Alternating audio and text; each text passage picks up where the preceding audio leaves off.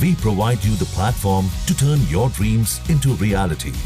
Give wings to your aspirations with KR Mangalam University.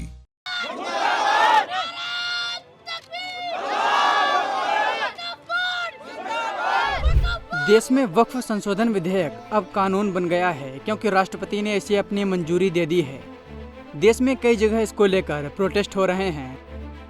मुस्लिम समुदाय इसके लिए लंबे आंदोलन की तैयारी कर रहा है। मुस्लिम लॉ बोर्ड ने कहा है कि हम बड़ा आंदोलन करने जा रहे हैं। 30 अप्रैल रात 9 बजे इस आंदोलन के विरोध में ब्लैकआउट किया जाएगा, जिसमें फैक्ट्री दफ्तर की लाइटें बंद की जाएंगी। इसके साथ ही बोर्ड ने कहा है कि सभी जिला मुख्यालयों में इस बिल के खिलाफ धरना दिया जाएगा। इसी बीच पाकिस्तान और बांग्लादेश की तरफ से भी इस बिल को लेकर रिएक्शन आया है। हालांकि भारत को इन दोनों देशों के रिएक्शन से कोई फर्क नहीं पड़ता, लेकिन फिर भी आपको बता देते हैं कि इन्होंने क्या कहा है। बांग्लादेश और पाकिस्तान अक्सर भारत के मुसलमानों पर टिप्पणी करते रहते हैं, तो ये वक्फ बिल पर कैसे पीछे रह सकते थे।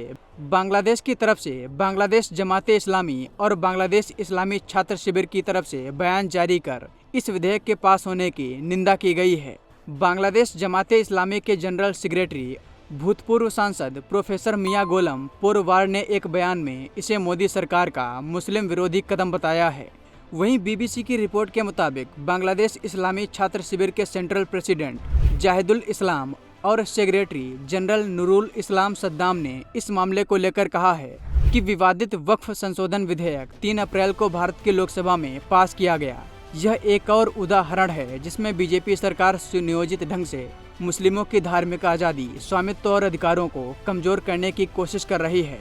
वहीं पाकिस्तानी अखबार द डॉन ने इस बिल को लेकर लिखा है कि मोदी सरकार ने मुस्लिम समुदाय को निशाना बनाते हुए नया विधेयक पास किया है। इस बार सरकार की नज़रें मुस्लिम वक्फ बोर्ड के पारंपरिक स्वामित्व और प्रबंधन वाली जमीन पर है।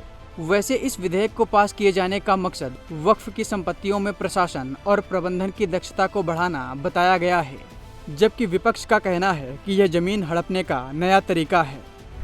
डॉन ने आगे लिखा कि मोदी सरकार शुरुआत से ही भारत में अल्पसंख्यकों को निशाना बना रही है। इनमें सबसे बड़ा समुदाय मुस्लिम है।